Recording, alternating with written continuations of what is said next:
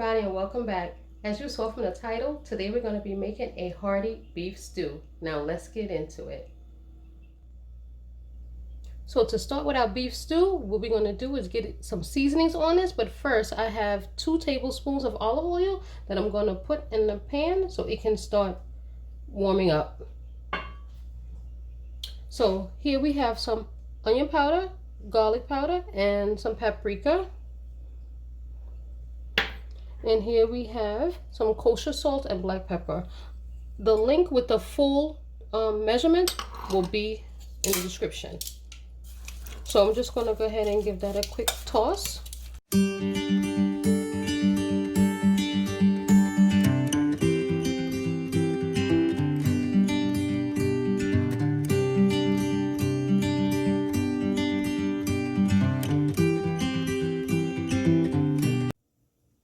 Okay, now that our meat is seasoned on all sides, what we're going to do is get them into the pot of hot oil to brown them.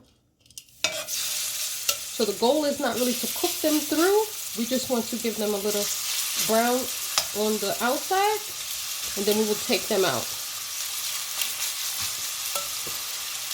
So we're going to cook this in batches. We're not going to dump the whole bowl in there. It will overcrowd the pot and just make them pretty much steam too much and generate too much water. So we're just going to just brown these out, and we will be back. So our first batch is nicely browned. So what we want to do now is get these out and continue cooking the remainder of our beef cubes. So I'm going to take these out.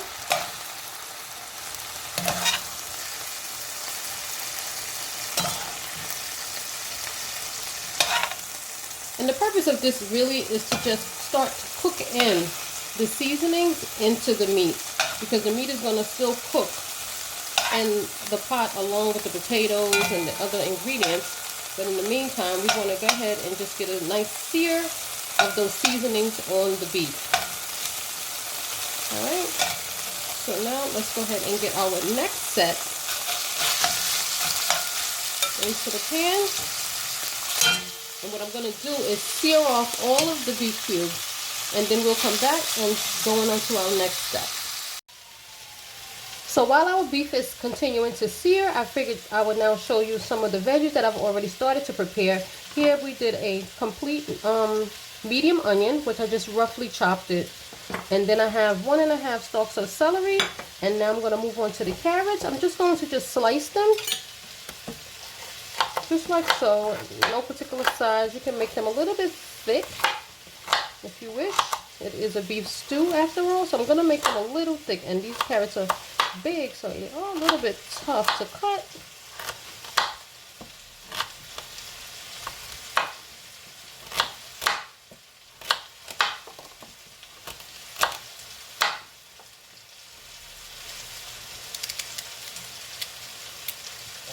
Careful if you want to do that. So I'm just going to go ahead and move on and cut up the remainder. I'm going to use like 3 carrots. This one is like a small one, a half a carrot kind of. It's not as long as the others. So I'm just going to go ahead and chop these up, and then I'm going to move on to the potatoes. Since our carrots are pretty thick, what I decided to do is cut some of the rounds in half.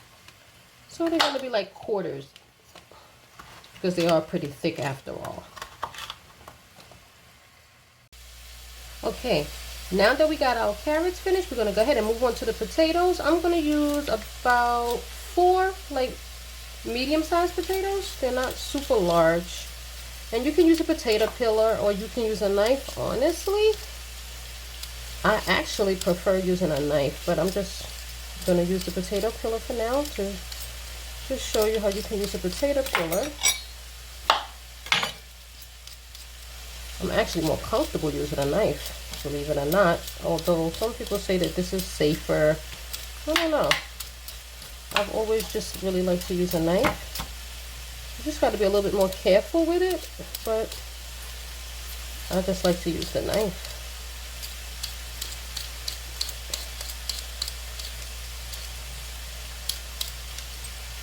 I find I can do it probably just as quick. Let's see. So that was with a potato peel, and I'm actually going to use a knife. So what I'm going to do is kind of pull it towards me. Just be super careful with it, and I kind of try to keep it right below the skin, so I'm not going to dig into the potato too much, you see, and make one big curly piece. I can kind of actually do it quicker with a knife, because this is the way I actually grew up, using a knife more so than a potato peeler. I usually use the potato peeler actually, or the vegetable peeler for carrots. But for the potatoes, I actually like to use a knife. I find that I can move a lot quicker with just a plain old knife. See? Done. A lot quicker than it would take me to use the peeler. So I'm going to go ahead and peel up 2 more of these, and then I'll come back and show you how I'm going to cut them. Okay, now that we finished peeling our potatoes, what I'm going to do is just cut them into chunks. Not too fine. You don't want fine potatoes, since this is a beef stew. So I'm going to cut them into pieces about that much. I like. Some people like it a little bit bigger, but for me, this is about the size I'm going for. And since we're not ready to use our potatoes yet, if you just have them sitting out, they're going to brown. So what I'm going to do is be putting them in a bowl of cold water with salt. There's salt in the water, so I'm just going to be placing them in that and sitting it in the fridge until we're ready to use them. But in the meantime, let's go ahead and get all of these chopped up so we can move on to our next steps. Okay, so I have finished browning all of our beef cubes here and removed them from the pot. So what we're going to do is move right back over to that pot and start adding. Let's move this out the way. Sit that over there for a minute, and we're going to go ahead and start adding some veggies to the same pot that we cooked our beef in. Let's go ahead and add that onion. I'm just going to saute this.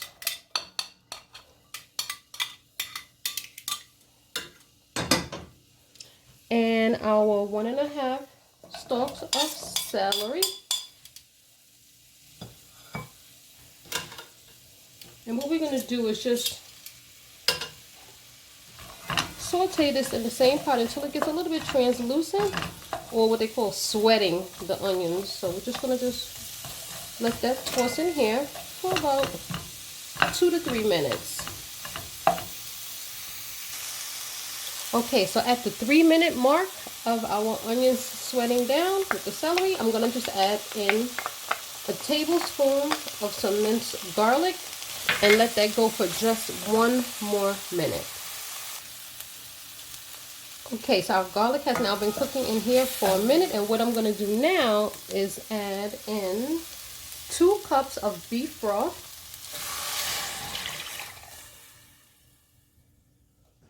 I'm also going to add a teaspoon of oregano.